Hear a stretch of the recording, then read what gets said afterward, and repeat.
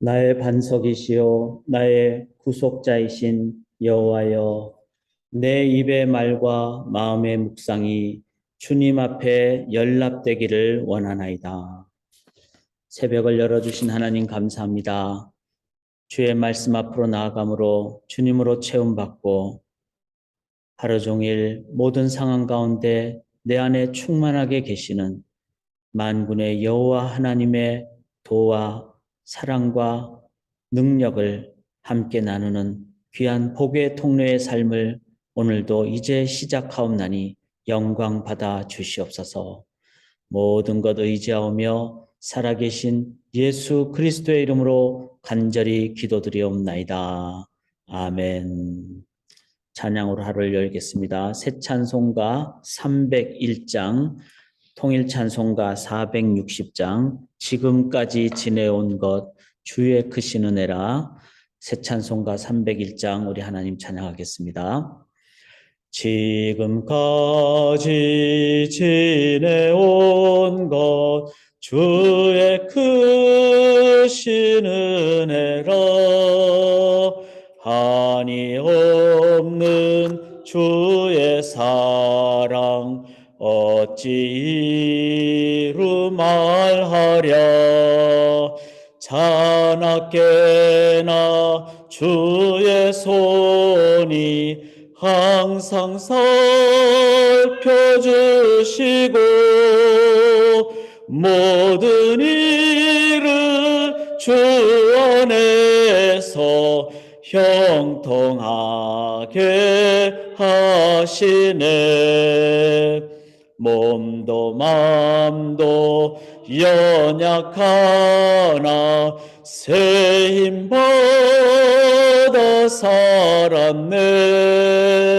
물 붓듯이 부으시는 주의 은혜 족하다.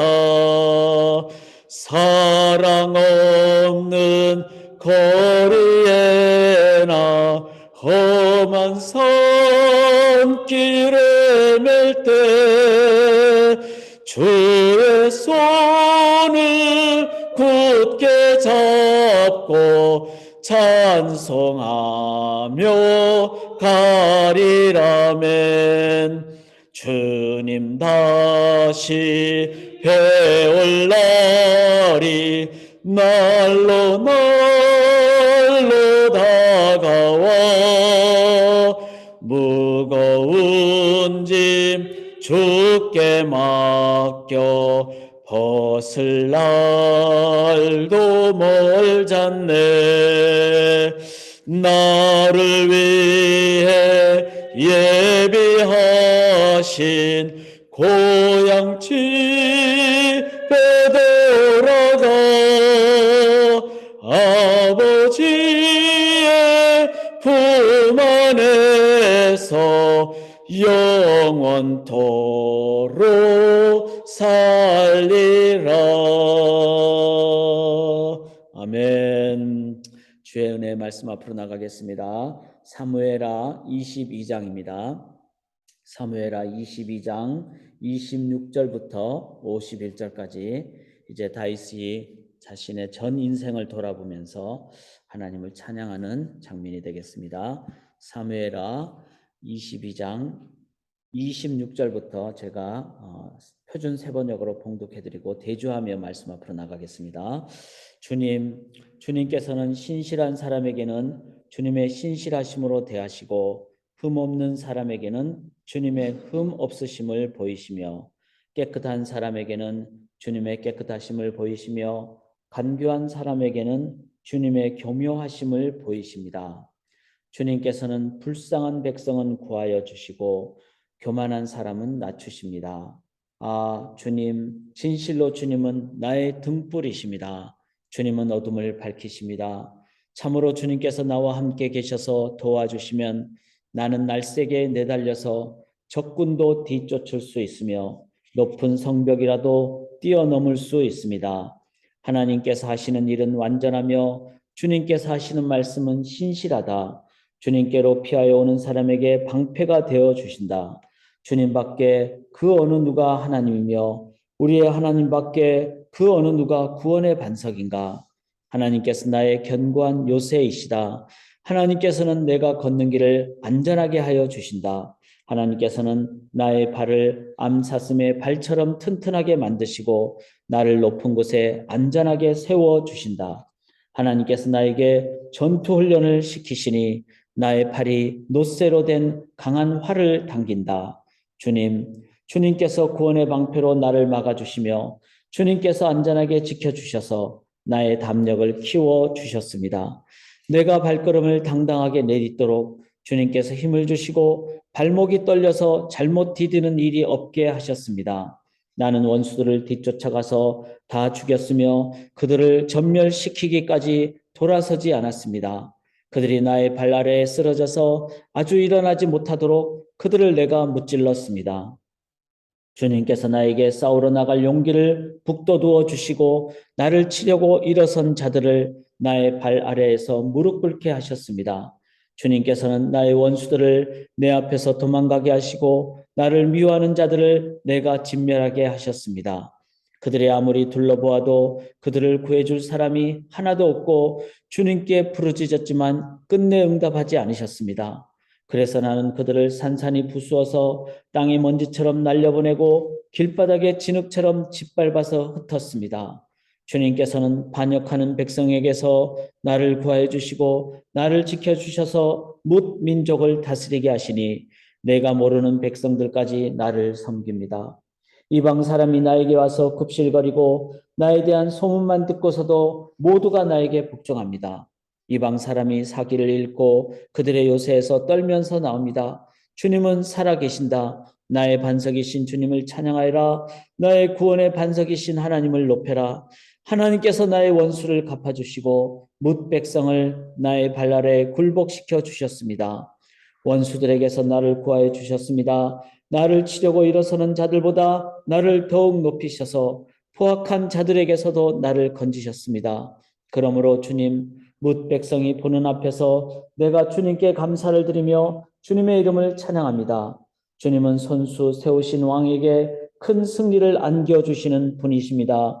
손수 기름을 부어 세우신 다윗과 그의 자손에게 한결같은 사랑을 영원 무궁하도록 베푸시는 분이십니다. 아멘. 살아계신 하나님의 말씀입니다. 다윗의 이 고백을 들으면서 이제 사무엘 하를 통해서 읽는 시편 같은 느낌을 갖습니다.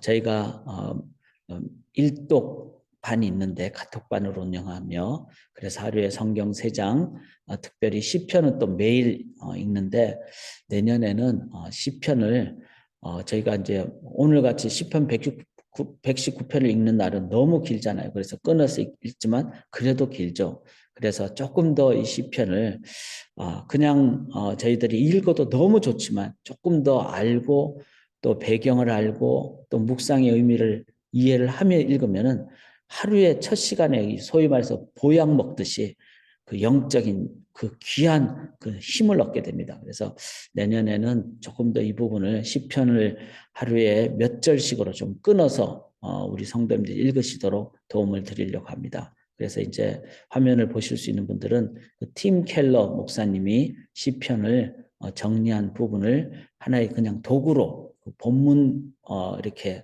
그 이제 정리해 놓은 부분만 저희가 좀 도움을 받고 그러나 더 깊은 묵상을 저희가 함께 해서 나누려고 합니다. 제가 이렇게 말씀드린 이유는 오늘 이 사무엘하 내용이 바로 다윗이 하나님께 고백했던 시편. 그런데 제목을 이렇게 잡았습니다. 하나님께서 살아계심을 믿으십니까? 우리가 시를 쓴다는 것은 그 마음에 진심이 있으니까 시를 쓰죠. 그리고 그 진심이 있으니까 시를 쓰게 되면 그게 통합니다. 그래서 시를 읽을 때 감동이 있죠. 그런데 그냥 시가 아니라 하나님을 향한 찬양의 시죠. 그건 뭐죠? 하나님의 그 살아계심을 체험을 했기 때문에 갖게 되는, 그렇기 때문에 이 고백이 나오는 거죠. 그래서 찬양과 예배의 영광을 체험했기 때문에 다윗은 이 시편을 많이 썼고 또 오늘 이 사무엘하 22장에 나오는 또 다른 의미의 찬양시 또 기도문이 되겠습니다. 이것은 체험하지 않은 사람은 결코 할 수 없는 얘기죠. 그리고 그 내용을 읽었을 때 우리는 똑같이 감동을 받습니다. 여기 1절을 한번 보시면요. 이제 다윗의 말년에 다 돌아보면서 1절에 여호와께서 다윗을 모든 원수의 손과 사울의 손에서 구원하신 그날에 자신 인생을 다 돌아보니까 원수의 손과 사울의 손에서 다윗의 삶은 평생 핍박과 고난과 전쟁과 참 사울은 실패한 왕이기 때문에 이스라엘의 초대 왕이라고 할 수 있죠. 그전은 사사시대고 그전은 사사도 없는 그냥 하나님의 인도하심 따라서 그런데 왕정시대가 됐을 때 초대 왕이라는 관점을 갖는다면 얼마나 다윗의 입장에서는 참 어떻게 보면은 그 마음의 긴장감도 많고 프레셔 그러니까 긴박함도 얼마나 많았고 이제 그런 걸 다 돌아봤을 때 다윗이 마지막에 나온 게 뭘까요? 나는 참 연약하기도 하고 어려움도 겪었지만 내 모든 삶을 이끌어 주신 분은 바로 하나님이시다. 하나님이 이 세상에 믿을 수 있는 유일한 존재고 내가 의지해야 될 유일한 존재고 하나님의 하나님 되심은 정말로 완벽하다. 그거를 다윗이 어떻게 했습니까? 2절에 보면 여호와는 나의 반석이시오 나의 요새시오 나를 위하여 나를 건지시는 자세요. 자, 자기가 들어갔어요. 1절은 하나님을 묵상을 했다면 그 하나님이 나의 하나님이라는 거예요. 나의 하나님. 이건 뭐죠? 체험을 한 사람은 고백할 수 있는 겁니다. 그래서 우리는 두 가지가 될 때 우리 또한 간증을 할 수 있는 거죠. 하나님의 하나님 되심이 계시야지 되고 두 번째는 그 하나님의 하나님 되심을 내가 개인적으로 인격적으로 실질적으로 체험했을 때 간증이 나오는 거죠. 그런데 간증이 잘못하면은 하나님은 하나님 되심이 아니라 자기를 자랑하는 하나님이 아니라 나를 드러내는 그는 올바른 간증이 아니죠.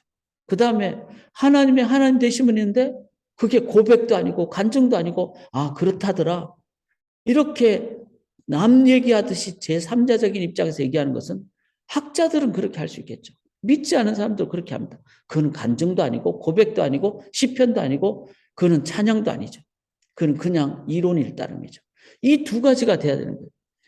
하나님의 하나님 되심이 있고 그게 나의 고백이 될 때 그래서 이 사무엘하 22장은 또 다른 의미의 시편과 같은 고백인데 힘이 있는 이유가 그겁니다. 그리고 우리가 쭉 읽어보자면 길잖아요. 긴 이유는 뭐죠? 할 말이 많기 때문에 그래요.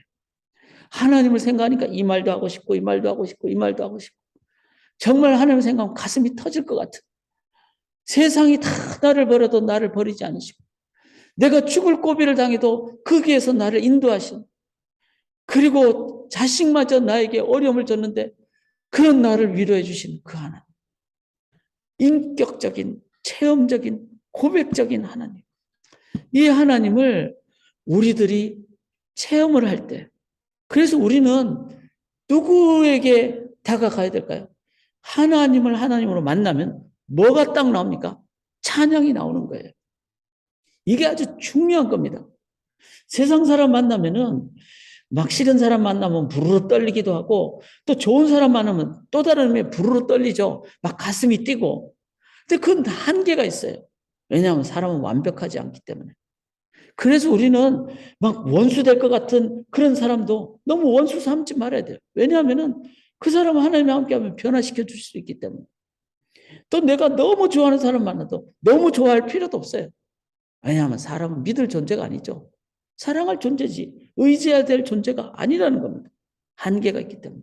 그러나 하나님을 만나면 어떻게 될까요? 그 하나님은 영원하신 완전하신 나의 하나님. 나에게 다가오신 하나님. 그 하나님을 만날 때 탁 나오는 게 뭐죠? 고백과 찬양과 간증과 경배와 예배라는 겁니다. 그래서 다윗이 자신의 인생 마지막에 다 돌아봤을 때 뭐가 나왔어요? 찬양이 나온 거예요. 찬양이. 제가 왜 자꾸 우리가 찬양과 기도의 밤을 강조하는가 하면 우리 교회가 제대로 한 달을 살았다면 그 제대로 산다는 건 뭐죠? 하나님을 믿는 기도와 하나님을 체험하고 그렇게 하나님을 인격적으로 만났다면 한 달을 마감하는 날 찬양이 나온다는 거예요. 찬양. 그 다음 달을 준비하면서 뭐가 나올까요? 하나님 없으면 안 됩니다 하고 기도가 나온다는 거예요. 그게 찬양과 기도의 저는 의미라고 생각합니다. 자, 오늘은 그 하반부인 25절을 보시면은 25절에 그러므로 여호와께서 내 의대로 그의 눈앞에서 내 깨끗한 대로 내게 갚으셨다. 이게 25절 어제 부분이죠. 26절에 자비한 자에게는 주의 자비하심을 나타내시며 완전한 자에게는 주의 완전하심을 보이시며. 자, 참 저는 이 구절 읽으면서 개역개정을 읽을 때는 내가 자비하지 않으면 하나님 나에게 자비함을 안 주는구나. 27절에 깨끗한 자에게는 주의 깨끗하심을 보이시며 이렇게인데 내가 깨끗하지 않으면 주님께서 나한테 깨끗한 걸 안 보여주시는구나. 이렇게 이제 보이는데 실은 제가 다른 번역본을 읽어보면은 그렇지 않고 제가 지금 찾을 수가 없는 상황인데 제가 한번 찾아볼게요. 쉬운 성경을 좀 보면요. 쉬운 성경이 이렇게 나옵니다. 주님께서는 진실한 사람에게 진실을 베푸시고 선한 사람에게 선을 베푸십니다. 깨끗한 사람에게 깨끗함을 보이시고 나쁜 사람에게는 그의 악함을 되갚으십니다. 겸손한 사람을 구하시고 교만한 사람을 낮추십니다. 자, 이 앞뒤를 다 살펴보면 이 사람이 자기가 능력이 많아서 진실한 게 아니고 하나님 앞에 나아갔을 때 하나님을 의지하니까 하나님의 진실하심 때문에 진실하심을 인도함받는, 하나님의 깨끗한 때문에 깨끗함으로 인도함받는, 겸손한 사람을 구하시고, 그러니까 자신의 능력이 아니라 하나님의 능력을 구하며 의지하며 나아갈 때 내가 하나님으로 인해서 하나님의 그 거룩과 겸손함으로 인도함받는. 이거는 뭐죠? 너가 진짜 깨끗하기를 원하는 거야. 너가 거룩하기를 원하는 거야. 그럴 때 하나님이 그 하나님께서 나에게 교제하시고, 교제하실 때 금묵자흑, 금주자적, 검은 것을 대하면 검은 먹을 대하면 검게 되고 빨간 것을 대하면 빨갛게 되는, 하나님을 대하면은 하나님의 깨끗함으로, 하나님의 거룩함으로. 이건 뭐죠? 인격적인 하나님. 그래서 우리가 예배를 드리면은 하나님의 임재가 임하고 하나님의 영광이 임하면은 하나님의 거룩으로 우리가 인도함을 받습니다. 그래서 목숨 걸고 주일 예배를 정말로 드려야 되고 일주일 동안 그 예배로 살아가는 거예요. 맥이라 그랬잖아요. 맥이 뛰는. 자, 다윗은 자기가 그렇게 하나님 찬양하니까 하나님의 임재가 임하는 것을 인격적으로 인도함을 받았다는 겁니다. 29절 보시면은 여호와여 주는 나의 등불이시니 여호와께서 나의 어둠을 밝히시리다. 어둠 같은 삶을 얼마나 많이 살았습니까? 도망도 갔고 아둘람 동굴에서 살고, 그런데 완전히 길도 모르는 상황에서 하나님은 함께 하셨고 인도해 주시는 그 하나님을 깨달을 때, 그럴 때 다윗은 이제 내 미래도 하나님은 함께 하신다. 이것까지도 소망 가운데 나가는 거죠. 31절에 보시면 하나님의 도는 완전하고 여호와의 말씀은 진실하니 그는 자에게 피하는 모든 자에게 방패시로다. 하나님의 말씀은 완전하고 진실한. 그래서 언약의 말씀, 또 다윗 시대 구약의 창세기, 출애굽, 레위기, 민수기, 신명기 그 말씀, 모세오경의 말씀을 다 읽으면서 하나님 말씀 따르니까 완전하다, 맞다. 그 진리의 말씀이 하나님. 이 다윗의 고백이 얼마나 전인격적이고 균형감이 있습니까? 감정적인 것만 하지 않습니다. 감정의 부분도 있지만 이성적인 부분, 행동적인 부분 다 나오죠.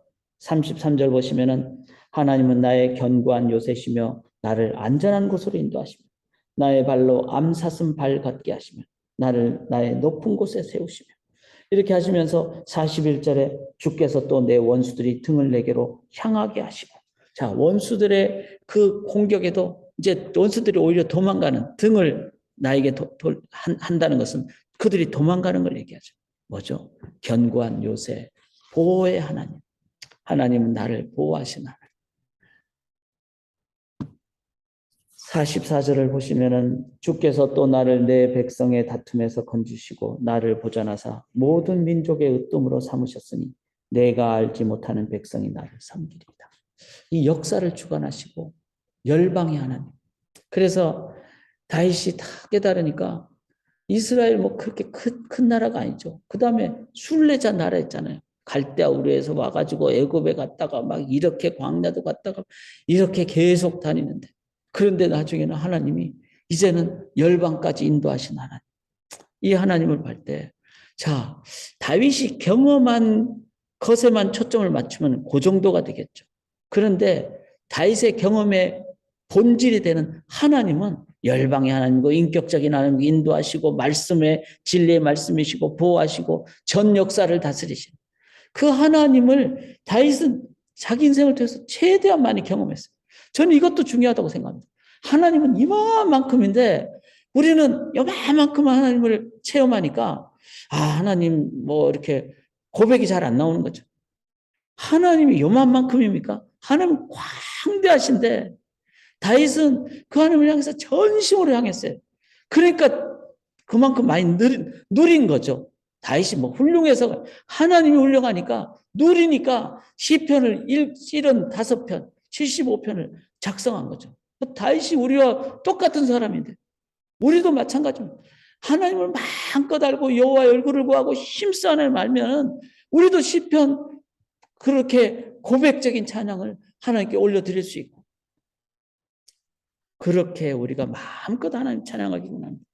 자, 오늘의 가장 중요한 구절인 51절 한번 보세요. 51절 보시면 여호와께서 그의 왕에게 큰 구원을 주시며, 자, 그의 왕에게, 그러니까 다윗을 얘기하는 것으로 보이는데, 그런데 실은 기름 부음 받은 자에게 인자를 베푸시며 영원하도록 다윗과 그 후손에게서. 자, 다윗과 그 후손은 가깝게는 누구죠? 솔로몬이에요. 그러니까 자기 아들만 생각하면 다윗은 막 얼마나 안타깝겠어요. 그 정통 왕조도 아니잖아요. 정통 부인도 아니잖아요. 밧세바. 그 솔로몬에게 왕위를 이제 물려줘야 되는 상황인데 얼마나 다윗이 마음이 이래저래 막 참 그렇겠습니까? 그렇지만 하나님을 생각할 때 하나님은 나는 죽지만 이 솔로몬은 하나님이 인도하신다. 그런데 다윗의 가장 중요한 것은 성령 인도하심을 받아서 이 다윗 시대에 하나님이 계속해서 말씀하신 그 부분 있잖아요. 바로 메시아. 구약 성경에 계속 나타나는 메시아.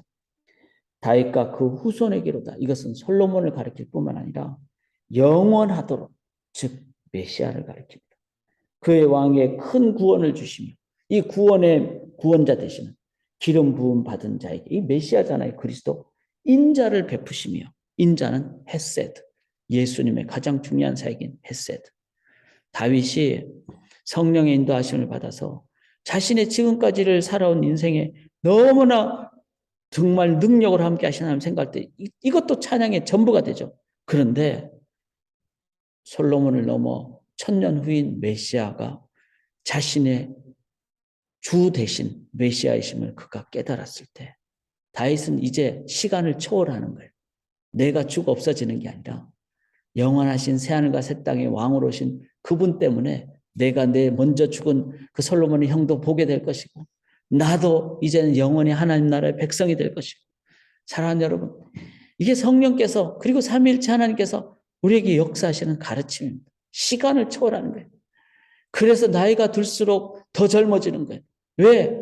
영혼을 깨닫기 때문에 내가 정말 하나님 앞에서 더 감격스럽고 매일매일이 기쁘고 이러는데 어찌 찬양하지 않을 수가 있겠습니까?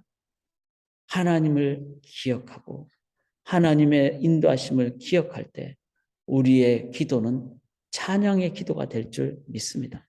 사랑하는 여러분, 말씀을 다윗이 이렇게 하나님을 묵상할 때, 또 인도하신 하나님을 묵상할 때 그게 찬양이 나오고 그것이 기도가 되고 그것이 예배가 됐습니다.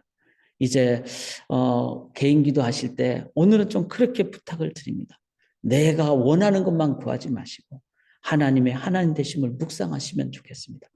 하늘에 계신 우리 아버지의 이름이 거룩히 여김을 받으시고, 하나님의 이름은 하나님의 속성이죠. 인격적인 하나님, 인도하신 하나님, 말씀을 지키신 하나님, 보호하신 하나님, 전 열방의 하나님, 전 역사의 하나님, 메시아를 보내신 하나님, 그리고 메시아를 다시 이 땅에 보내시는 재림의 심판주로 보내시는 그 예수 그리스도를 우리가 기억하신다면 우리 또한 다윗처럼 주님 언제 오실지 모르지만 그 주님이 나의 주님이심을 고백하고 그 하나님을 깊게 교제하시고 하나님의 이름을 거룩히 여기는 기도를 올려드리실 때 우리의 기도 시간은 바로 찬양의 시간이 되고 구원을 하나님께 감사하는 기도의 시간이 될 것입니다.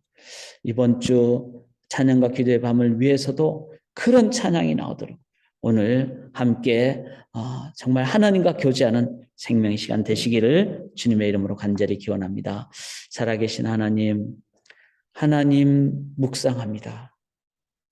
찬양이 넘치고 감사가 넘치고 간증이 넘치고 고백이 넘치고 그리고 시간을 초월하는 진정한 매일매일 영원한 현재의 삶을 살아가는 주의 백성들 될 줄 믿습니다. 그 뜨거운 풍성한 개인 기도의 시간으로 성령 하나님 인도하여 주시옵소서. 감사드리며 예수 그리스도의 이름으로 간절히 기도드리옵나이다. 아멘. 아멘.